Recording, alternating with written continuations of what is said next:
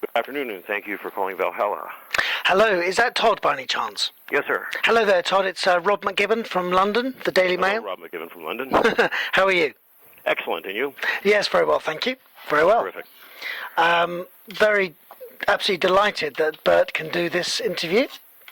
Hopefully he can. And he is as well. Is he? Oh, great. Yes, sir. He's looking forward to it. He's right here. I'll put you on with him in one moment. Okay, Todd, thank you. Thank you, Rob. Hello? Hello, is that Burt? Yes. Hello, Burt, it's Rob. How are you? I'm very well, thank you. How are you? Good. I'm absolutely delighted that you can do this interview. Well, thank you. I really am. Have you had a chance to look at the questions? Yes. Yeah? Would you like to go straight in, Bert? Sure, whatever you say. Okay. I've loved your book, by the way. Thank you. Absolutely enchanting. Well, you're very kind. So, should we kick off with the prized possession you value above all others? Well, I just got an award from a stuntman who I have great, respect for and always have. Yep. And they gave me their biggest award, which is called the Richard Farnsworth Award. And Richard Farnsworth? Yes, he was a stuntman, and then they gave him an acting part when he got quite elderly. Yep. And he went on to get an Academy Award. He was a wonderful actor. So is this your prized possession, this award? I just got it last year, and yes, September in Hollywood. September 2015. And what was the award for, Bert, exactly? It's a lifetime achievement. What, as a stuntman? As an actor who did his own stunts, but at the same time, I was smart enough not to say that I did my own stunts. But you did do them all, didn't you? I did a great deal of them. Yeah, too many because I'm paying for it now. Yeah, quite a few injuries stacked up over the years. Yeah. Yes, you're full of macho crap when you're younger, and when you hit the ground, it doesn't hurt then as much as it does now. Yes, but why is this your prized possession? This award? Why does it mean so much? Because I had such respect for them, and I didn't know they felt the same for me, and I had great affection for all of them. Yeah. And one, Hal Needham, was my roommate for years and years. Yeah. He passed away a few years ago, but a wonderful stuntman and a great guy. Yeah. And does it mean a lot to be respected by that Richard Farnsworth organization? Is that what it is? It does, very much. Right. More than an acting award. Really? Yeah. Yes. And where do you keep this award? Where do I keep it? Yeah. Is it on a mantelpiece or? On a mantelpiece, yes. And I'd like to say there's lots of awards on the mantel, but there isn't. Is this in your living room at Valhalla? Is that where it is? But there isn't. Okay. Wonderful. The next question, Bert, is the biggest regret you wish you could amend? Well, my biggest regret, I guess, is I wish that I hadn't gotten hurt playing football, because I felt like I had at least 3 more years left in me in college. I got hurt my sophomore year, and then I thought I might be good enough to play professionally. So it was a real blow to me. Right. What age were you with it when you got that injury? My knee was shattered. Yeah. When a football player's knee goes, especially if he's a running back, it's over. Yeah. Because you were a fullback, weren't you? Yeah. Yes. Yeah. What age were you? The sophomore year. What age is that, Burt? That's usually 19. 19. And did you know straight away that you were finished, or was it a period of time before you knew that you would never? I didn't then. I did when the trainer, who was a dear friend of mine, we called him Rooster. Mm-hmm. We went in and he looked at it and he was screwing around with it and turning it and bending it. And then he said, we're going to have this doctor look at it, and if it is what I think it is, it's over, Burt. And I said, what? And he said, you're not going to play anymore. Right. God. And it really shook me up. And what was it, shattered, or was it cruciate ligaments, or what was it specifically? That It was the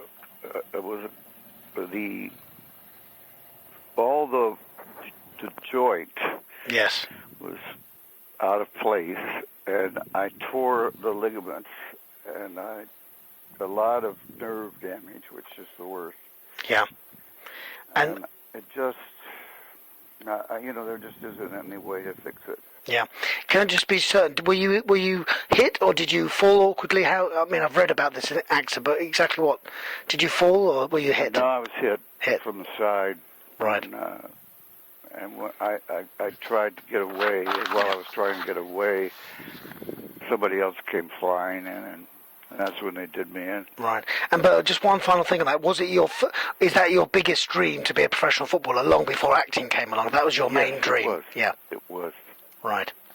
Okay, great. The next question is the way you'd spend your fancy 24 hours, and you can do anything in this day. You could wake up at Valhalla and then go and have breakfast in Switzerland. Do you know what I mean? I have a close friend that I've had since, I guess, 7th grade. We're still very close, and he lives here, and we spend the day together, and we usually meet a bunch of guys that I knew back in high school and college, and tell lies about how good we were, and we just have a great time and laugh and giggle and all that stuff that old men do. So where would your day begin, though? But if we could have a variety of things that you would do in this day, that would be amazing. How would your day begin? Where would you have breakfast? Well, we have breakfast at this place called, what the hell is it called? Gallery Grill. Yeah. And it's here in town. In town being? Jupiter. In Lake Park. Cuesta, it's called. A fancy name for the fancy part of the Beverly Hills of Lake Park is DeQuesta. DeQuesta, yeah? Yeah. Okay. And for breakfast, what does someone like yourself have? I sometimes I have a big kind of lumberjack kind of breakfast. From pancakes to eggs to everything, Yep. And then other times I have a very small breakfast. Right. It depends on what kind of night it had been the night before. And where would you go after breakfast? What would you do? Well, we meet the other guys, Yep. and we go in different spots around town that we know and like, and a lot of them like to come over here to my house, and I have a big room, pool room and everything. Yeah. So we play pool at my house, and we start drinking beer and tomato juice or something like that. What would this be, late morning? Yes. Yeah. A few beers. And then where would you have lunch? I mean, would you go somewhere, any other countries that you could visit, Burt? Because this is like a fancy day. You could just suddenly arrive in England or something for lunch. I love London. Right. I have some good friends there, actors, of course. And where would you have lunch? In London. Yeah, well, you could have lunch anywhere in the world. Oh, anywhere in the world. Yeah. Oh. The key to this question is you can do anything you'd like within a day. I would go to Rome. Right. and I would have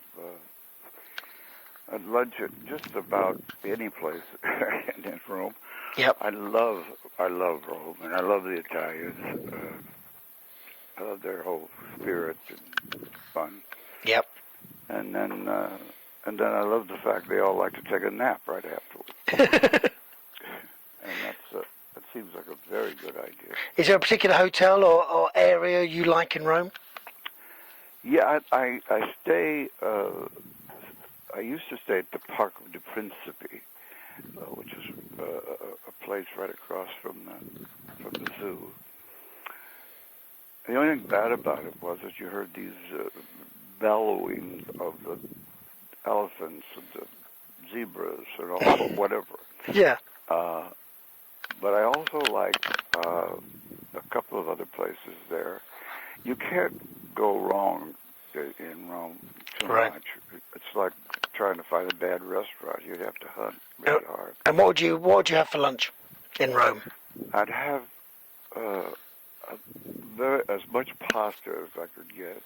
Okay. I love pasta, and then probably some after dinner drinks. Yeah. And then I would try to see my Italian actor friends who are just wonderful, and a lot of laughs. Okay. And later in the afternoon after lunch, another country that you could visit? Would you go and see your son, Quentin? Quentin, yeah. Yeah. Would you go and see him? Yes, of course. Where would you hang out with him? Well, in Europe, he loves Europe, and we would go to places where he read about and heard about, and he wanted to go where we shot the movies. He's very interested in film. Yeah. I think he's going to be an editor. Great. And thank God, not an actor. And, so where would you go with him?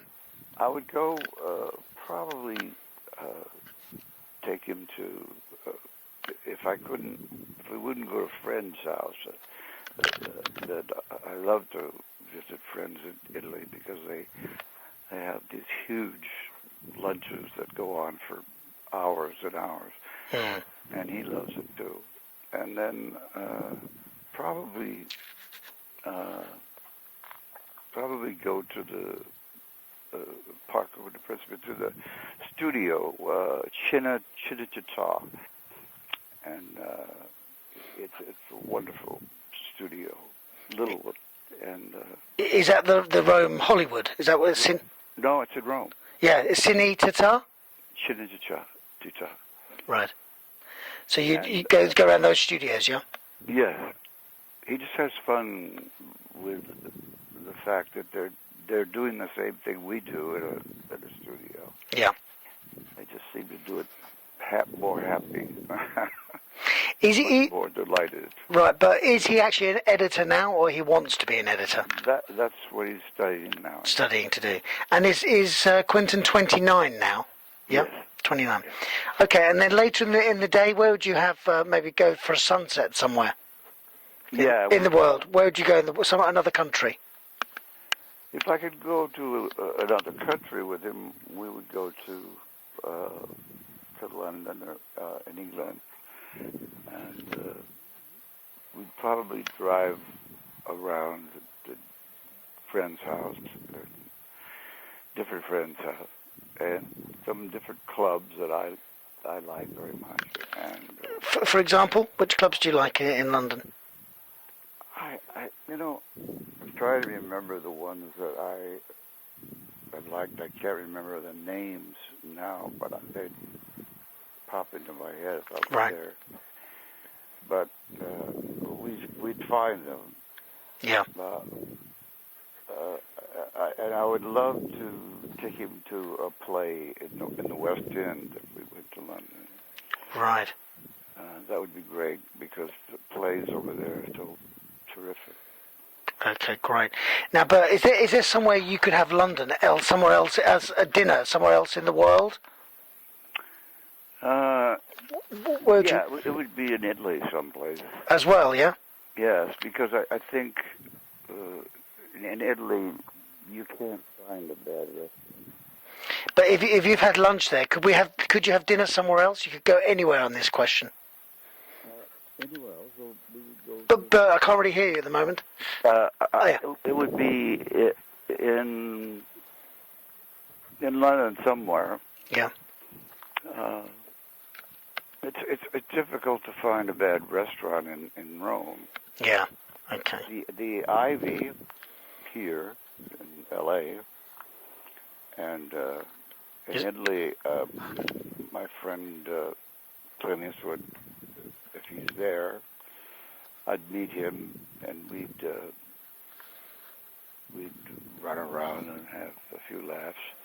Is this the Ivy Pier in LA? Is that where Clint likes to go? Yeah. Yes.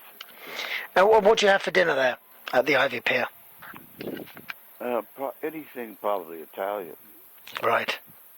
Okay. And do you drink red wine or white wine or? Always white wine with Clint. Yeah. Yeah.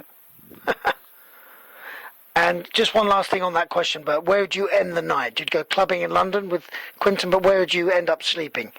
In a hotel in Vegas or back at home? Back home. Yeah? Yeah. What's your favourite nightcap? My favorite... Nightcap. Sorry? Nightcap for drink. Oh, nightcap? Yeah. Probably vodka and tonic with lime. Yeah. It's always been my drink, and I guess it's my nightcap too. Can I just ask, what sort of white wine do you drink with Clint Eastwood? What sort of stuff do you order? I don't know, but my favorite white wine is Chardonnay, I guess. Yeah. Okay, cool. The next question, Burt, is the temptation you wish you could resist? Women. Women. Yes. Great answer. And what is the thing about women that you can't resist? Well, I think just about everything. I'm trying to think of something I don't like, and there's a lot of things that pop up, but right now I can't think of any. But have women been the undoing of you, or what? No, not the undoing. A lot of unthings, but I think probably. I think they have a lot of people have a misapprehension about me, most women, and then when you aren't that way, they seem to melt better. And then the Cosmo picture doesn't help, you know. Sorry, what was that? The Cosmopolitan picture. Oh yes.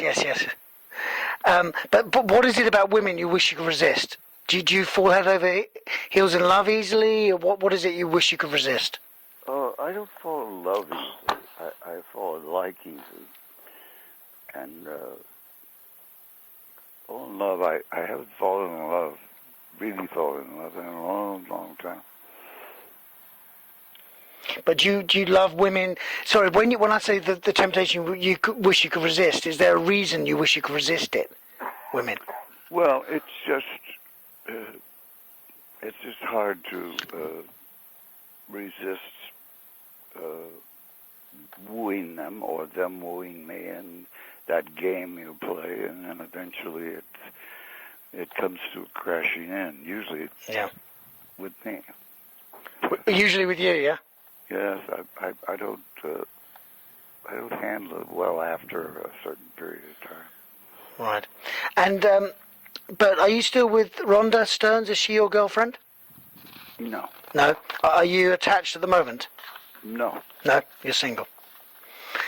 Okay, but the next one is the book that holds an everlasting resonance. The book that I read the most or love? Well, the one that really holds a meaning for you, one that really is precious to you, the one that... Well, it seems to be everybody's first book, but A Catcher in the Rye. Right. And I've read it, 4 or 5 times, I think. what's wonderful about The Catcher in the Rye is if you could be the first person to give it to somebody and they haven't read it, it never fails to enchant them. It was a great book to give my son. Did you give it to Quentin? Yeah. Yes, because then he started to read. At what age did you give it to him? 12. 12. And at what age did you read it for the first time, Burt? I was in college. I was a freshman in college. What's that, about 14? Yes, and I was given it to me by an English literature teacher who I thought was sensational. And he gave it to me to read, and I, of course, came back, running back and saying, could I have another book? And that was the idea. And so was it the first book to really turn you on to reading? Yes, it was the first time I ever really got enthralled with the book. Right. And I know it's hard to sum up, but what is it about that really hit home to you?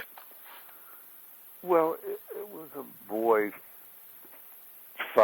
turning into a man and finding his weaknesses and his powers. He thought he had powers. Yep. And doing. He had a sense of humor about himself, which I loved. And the weaknesses that he found that he had, and that was fun. Right. Okay, great. The next one is a bit of a crazy question, but what would you do if you were invisible? One thing you would do if you were invisible. I would try to find out who Florida State was next opponent was, and when they were working on their game plan for them, I would be there, taking notes, and then I would run and have a meeting with the head coach of Florida State, and he would be forever grateful. So this is for Florida State, what, football team? Yes. Yeah? What's their name? I'm not familiar. So it's Florida State Seminoles. Seminoles? That's the Indians. Oh, yes. Florida. So you would find out the next opponents and work out how to beat them, or? Yeah, well, all I'd have to do is find out what the team was, and if I could be in a few of their meetings that they had, where they were planning what plays they were planning on running, like the first 4 plays of the game. If you do them, you would just be prepared for them and crush them in the first 4 plays, and it takes the spirit out of them. Okay, so is your team the Florida State Seminoles? Yes. So it's the opponents you'd find out what they're up to. Okay, great. And the next one is the pet hate that makes your hackles rise? The pet hate. People who think they know who you are and who your friends are, and they're positive you're going to be this or that, and they don't know a damn thing about you or your friends. And sometimes it's surprisingly people in show business, because they should know better, but people all have an idea about what actors and what they think about. Mostly they think you think about themselves. Yeah. And so is it people you don't like, the people that have a closed mind, that they have their own set mind before they meet someone, yeah? Yes, exactly. They've made up their mind who you are, what you're interested in, and how little you can think about the other people. They don't have an idea about how open-minded you are about everything. Right. Okay, great. And how about this, the film you can watch time and time again? I guess The Misfits. Ah, right. What is it about that one? Well, I thought Montgomery Clift was thoughtless as an actor. Yeah. And he was at the end of of his life, and he looked so bad, but he was so brilliant. My God, he was brilliant. I think Marilyn Monroe's best performance. And Gable was Gable. I mean, he was perfect for that part. Right. Okay. Did you know any of those guys? Come across them at least, or meet them? Yes, I knew them all, and I liked them all. I presume you saw that at the cinema, did you? Initially. Sorry? You saw that at the cinema when it first came out, yeah? The Misfits. Were you at the premiere? I didn't go to I don't like premieres, but they have a lot of screenings in Hollywood at people's houses, and I remember seeing it again at someone's house, and the discussions that all went on afterwards about what they loved in the movie. And what's your main memory of Monroe, Burt? She was very vulnerable. She wasn't nearly as vulnerable as, and I used to walk her to the Actor Studio from 59th Street. And I would meet her there, and we would walk together. And sometimes we'd be walking along, and I'd say, "This is amazing." And she said, "What?" And I said, "But nobody's looking at you." And she said, "Oh, do you want to see her?" And I said, "Yeah." And all she did was just, throw her shoulders back and smile and get kind of breathy, even though we weren't talking or running, and she got very breathy, and people were around us within a block. Right. We couldn't move, and some police had to get us into Child's restaurant. Right. Wow. Okay. But the next one, the person who has influenced you most? My father. Yep. Big Burt. Big Burt, yes. How would you sum up his influence on you? Well, he was just strong, very, very deeply honest. The Army was, important to him. He was a terrific soldier. He was in 5 major battles, and I met some men who served under him. Yeah. Who said that he was the best. What was the key legacy from him to you? What did he really instill in you that stayed with you? You never break your word, and you're honest to a fault sometimes.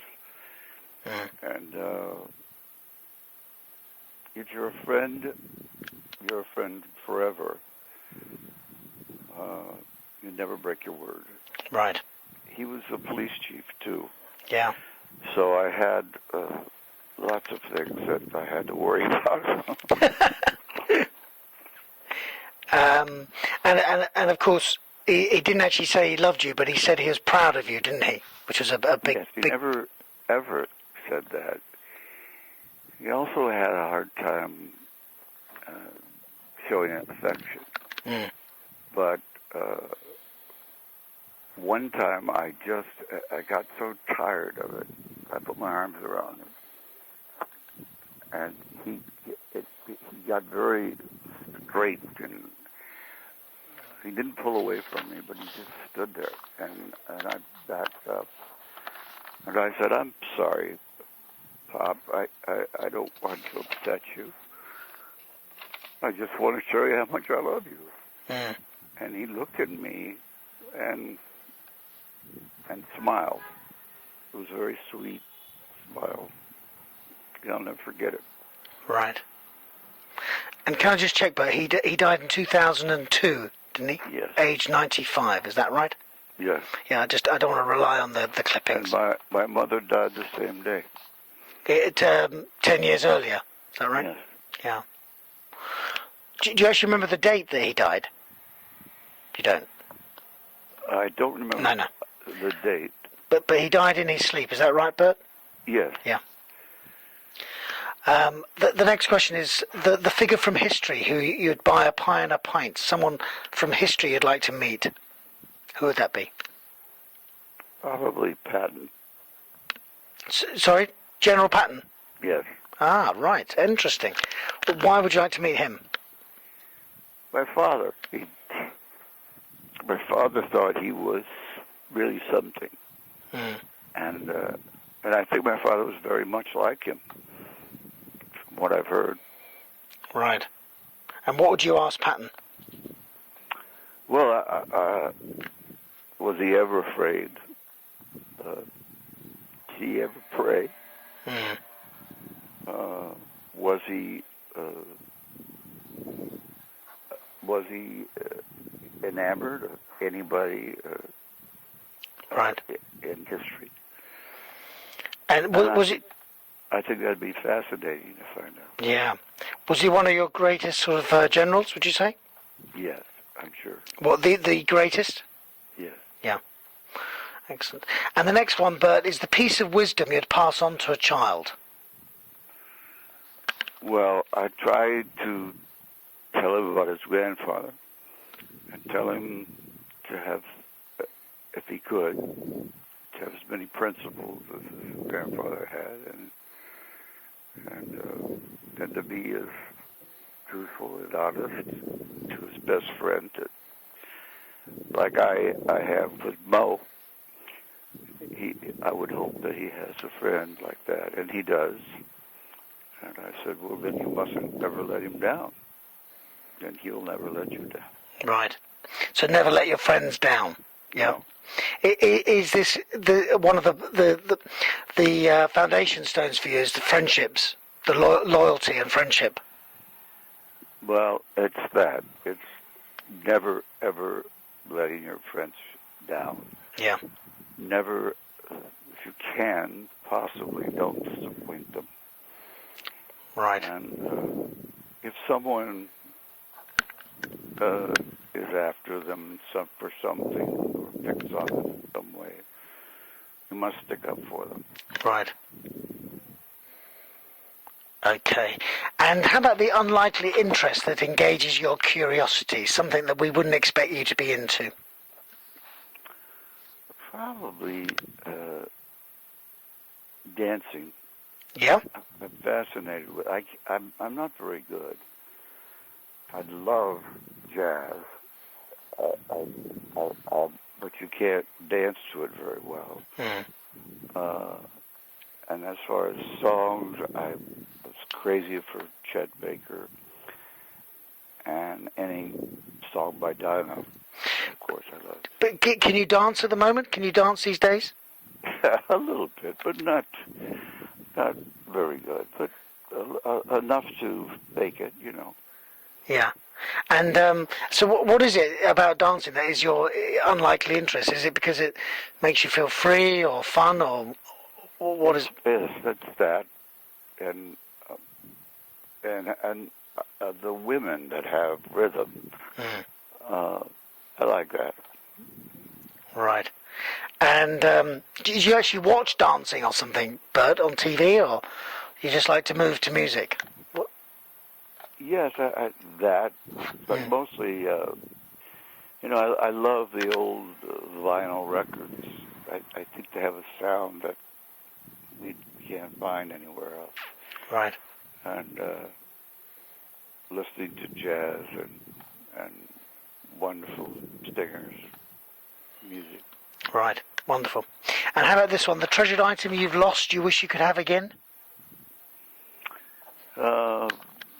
Yeah, a couple of relationships I wish I still had. Some because they passed on, and others because we just drifted apart. But who are you thinking of in particular? Oh, I just some women and men that I knew. Dinah, I miss every day. And Sally? And Sally Field, of course, who I still have a crush on. I was reading earlier that, she hasn't called you, but you would like her to call you, would you? Oh, that'll never happen, but I would love it. Is she the one that the big love that you did lose, would you say, Burt? Yeah, absolutely. What, one of your big regrets? Because I read that in your book. Yes, it's probably my biggest regret. So you don't think she'll pick up the phone any day, no?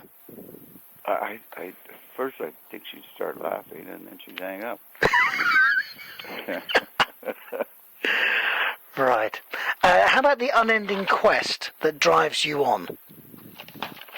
Can I just say, Bert, you're doing brilliantly here. I know it's a tricky interview, but you're doing brilliantly. Well, I haven't done the part, I'm still waiting for the part that I could do. And I don't know. It's hard in television, I guess probably Law and Order is the best television show. I'd like to do one of them. I also have a crush on Mariska Hargitay. So is the quest for a brilliant part? Yes, absolutely. So you're still obviously acting all the time, are you? And how active are you? Well, I haven't done everything, as an actor. I haven't pressed all the buttons and showed that I have some wings, and that I can handle certain parts that I've never been given. I'd like to just have a chance to do those parts, but every actor feels that way. I don't know an actor. I know actors who are very celebrated actors and very well thought of, who, if you ask them, have you done the part that no. So still looking for it. Is it one of those? Is it like ever elusive? The part, does it really exist? Of course, it does. Yeah, it does. But it's always some actor that you're not particularly fond of playing it. Can you give me an example of the part that? What would it be? Would it be playing King Lear, or would it be playing in a movie? What is it? How would you describe it? I'm tempted to play a heavy, a really rotten son of a bitch, but I think I'd be so good at it that it might hurt me. Right. Okay. Great. But the next one, the poem that touches your soul. A poem. Certain poets I love, but I guess Carl Sandburg wrote a book called, it was a book, actual book, The People, comma, yes. And sorry, but I didn't catch that. The People? The People, comma, yes. Oh, comma, yes. Okay. Yeah. By who? Carl Sandburg. Right. And this is about a poem. Is this a book of poetry? It's a book of poetry, and a book that it's just full of little poems, big poems, and stories, and all Sandburg, as only he can do. And what is it about that collection that really does touch you or mean something to you?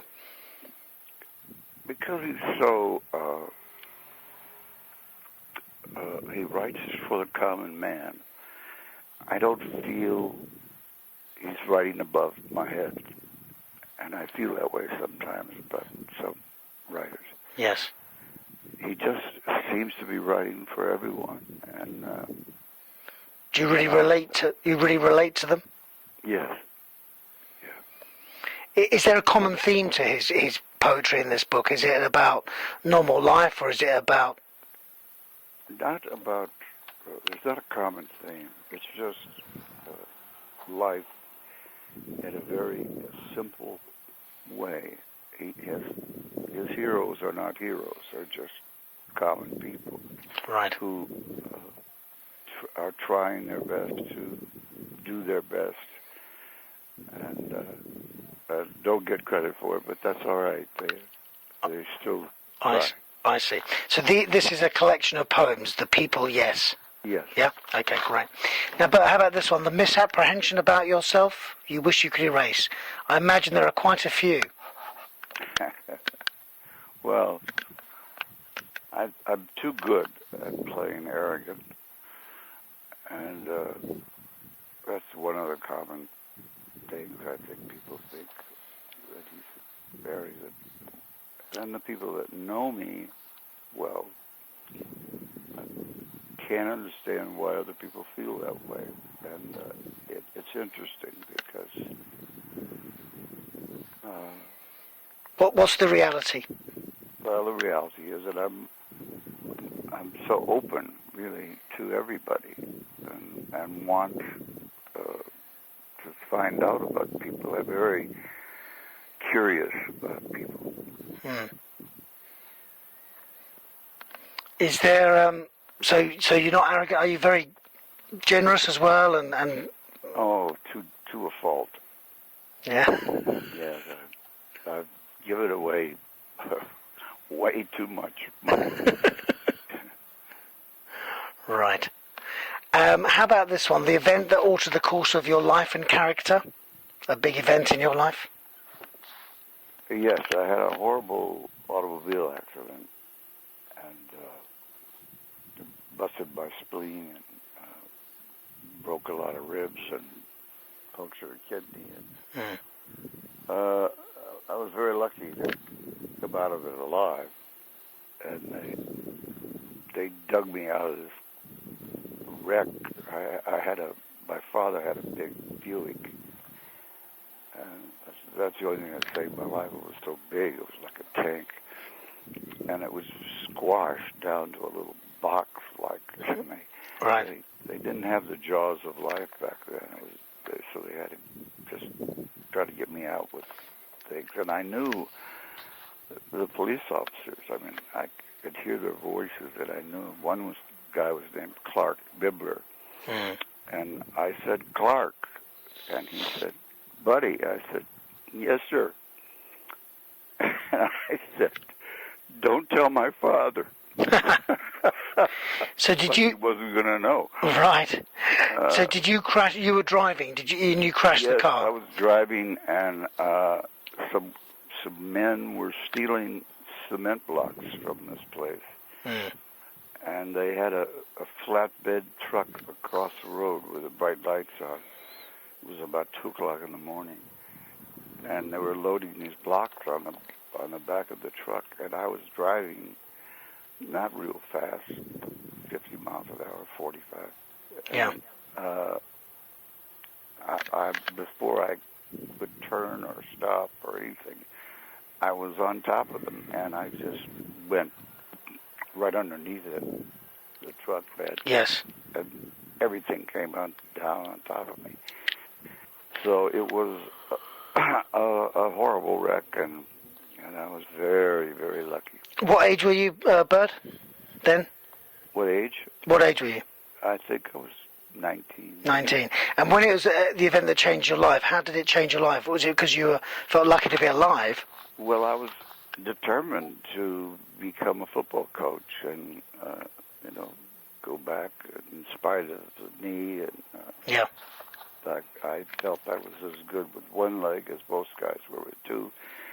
And I had this absolute feeling about what I was destined to do, become. And I just, everything went away. All the football went away. I could see it. And so I went as far away from the athletic department in college as I could go. And there was a whole bunch of good-looking gals outside this building.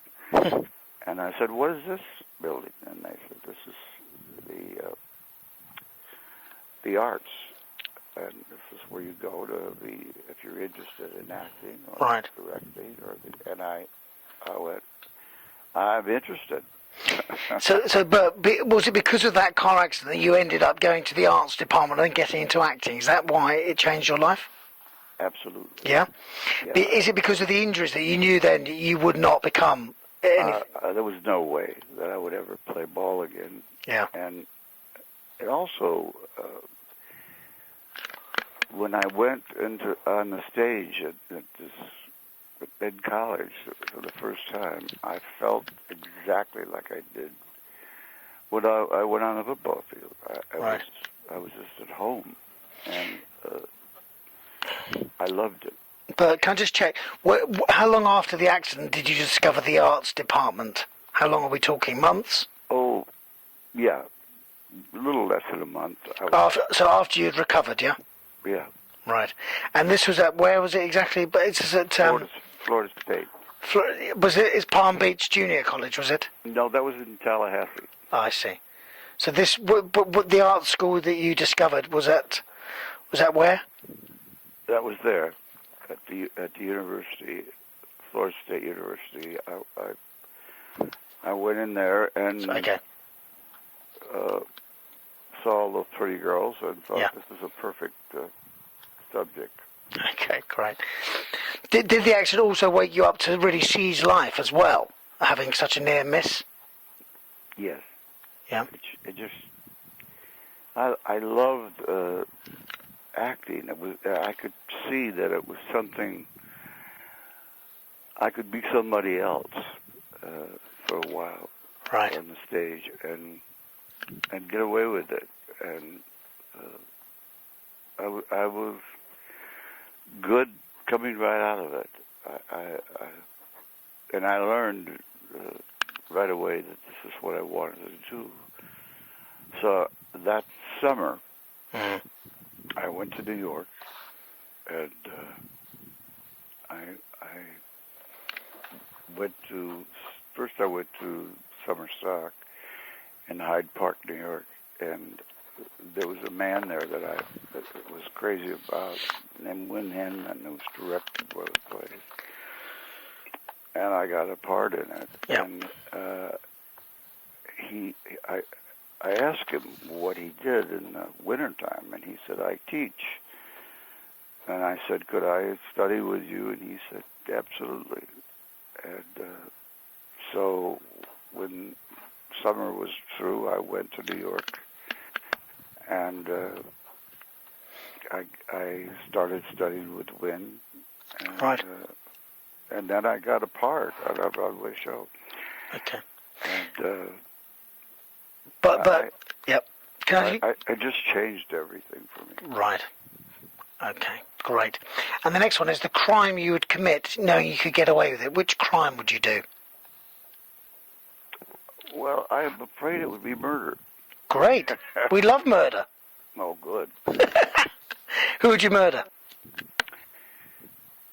It would be a toss-up between a couple of people. Who? Well, I wouldn't want to kill them in a real desperate, terrible way. I just want to cut them up a little bit and scare them beyond. But who are you talking? Who are you thinking of? Well, I'm thinking of the people who don't believe in you when you're deciding what you want to do, get into the arts. There was one particular guy who told me that's not for me. I'll never do well in that. And why the hell don't you stay with what you're good at, which is, beating people up? And I said, because I love, unbeknownst to you, the arts, and I think I'm going to do well in it. And so who is this guy, Burt? Are you talking? Just a teacher. A teacher. Is he still alive, though? Yes. He is, I don't know if he is or not. So what is the crime you'd commit, though? You'd murder someone, would you? Yeah, I would. I'd fix him. Well, he wouldn't wake up. Let's put it that way. But if he's dead, that answer won't really work, if you know what I mean. Oh, he still works there at the college. Does he? Yes, and then in the summer he goes and But how old is he now then? now he's probably he's probably 90 years old. Really? He's alive. Is there a crime a bit closer to home that you could commit, but like steal something? No, I would. That's too small. I think probably somebody who was. I was reading somewhere that you hate the fact that people commit crimes against kids don't get punished properly. Yeah, well, that would be it. What about murdering some of those people or sorting them out? Yeah, the child abusers. Yeah, I'd try to find one of those guys and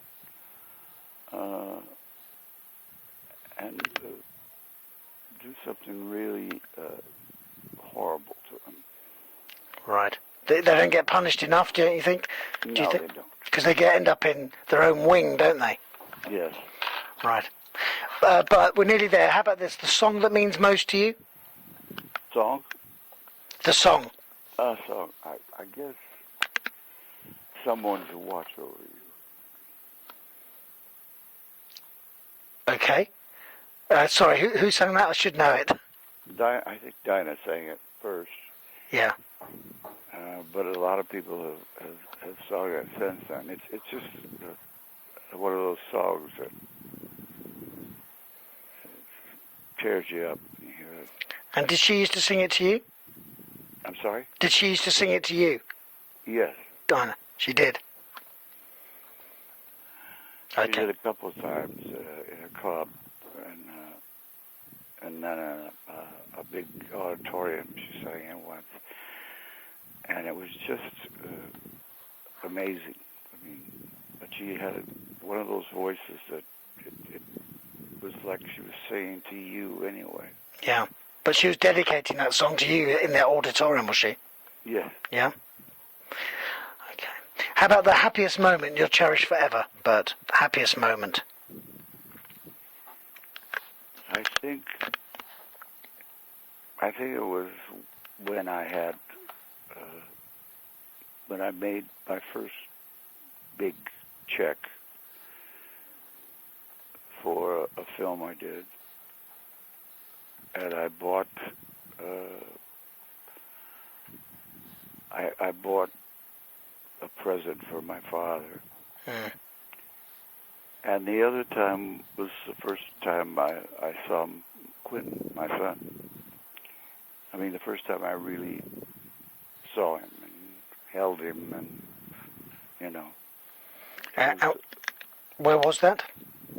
Here at my house. At Valhalla? Yeah.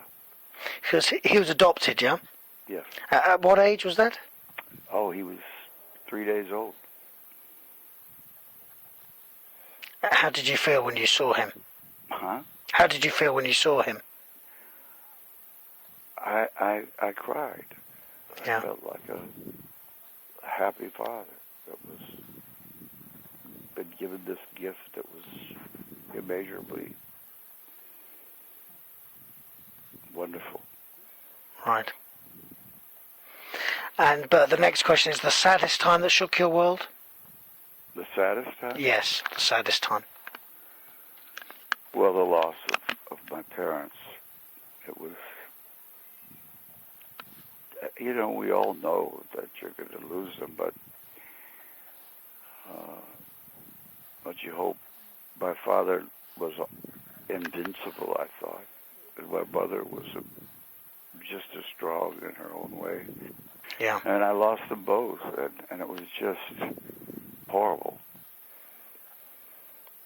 To be an orphan, I suppose. Yeah. And your mother lived till she was 90, is that right? They both were in their 90s. Yeah, your father was 95 and your mother was 90, is that right? 90, yes. 90. Right. And how about this one, the unfulfilled ambition? Well, it's a part I haven't played. I don't know what it is, but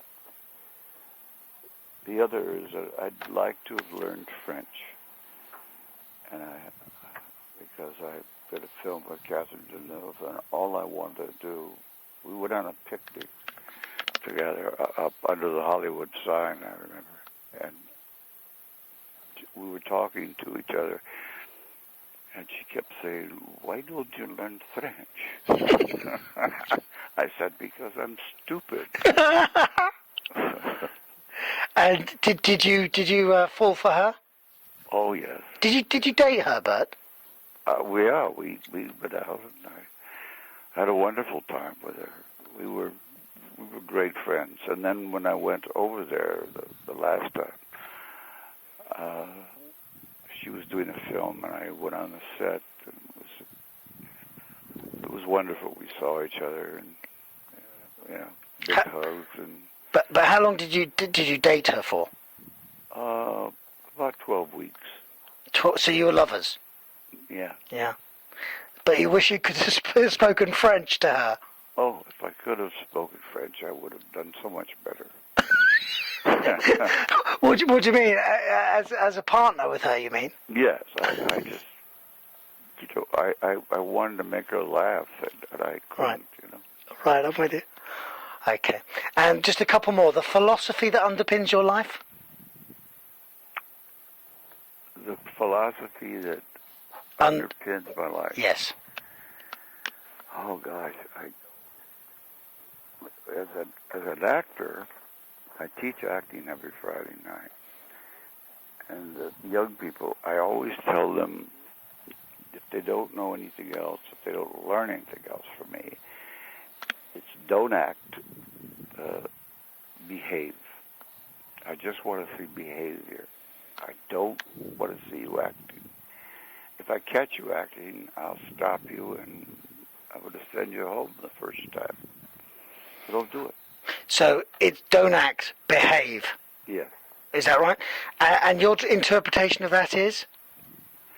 Well, the best actor was Spencer Tracy. But he didn't act. You could catch him acting. I remember watching him eat in pictures.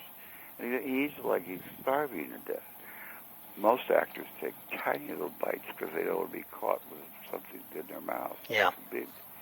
He ate, just didn't give a damn, just ate. And he was just this fabulous actor. Right. But the philosophy behind don't act, behave is what? Because you have to go with your instincts and be natural? What is it? It's totally natural. Everything is, you don't have a thought that's written down. It's all organic, right at that moment it happens. And it's at that moment that you say the line, but it isn't a line, it's you. Right. Just two more, Burt. The order of service at your funeral? I want an Irish funeral.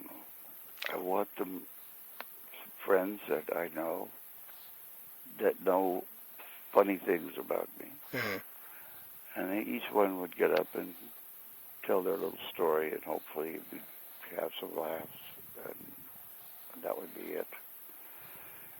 And but would you have a church service? A church service? Yes, but it'd have to be the right kind of preacher. I have a friend here who's a Baptist preacher named Jess Moody, and he would be the one that I would. We've talked about it, as a matter of fact, and he knows exactly what it would be. I would want it to be. Which is what? Huh? When you say, what does he know it will be? Just that I would not have a lot of Bible quotes or things about the church, because it would be not me. Yeah. I'd want it to be real, and I'd want them to know, the people that were there, how much I love them all, and we'll miss them, and to thank them for being there. Right. And is this in your local church in Florida? Yeah. Right. And where would you be buried or have your ashes scattered, Burt? Well, my parents are buried in a yard that I have over by the river where my house is. And I would want to be there next to them. And hopefully whoever bought the property would dig us all up, throw us away. I don't know. So that's in the land of Valhalla, is it? Yes. Right. Okay. I presume there'll be a party as well with there, Burt, or not? I'm sorry? Would there be a party? If it's an Irish funeral, a big wake? Yes, there'd be a party. Oh, yes. I would hope it'd be a huge party. Excellent. And the last one is the way you want to be remembered. As a friend. Nothing more, nothing less. Somebody you could call on if you really were in trouble. Right.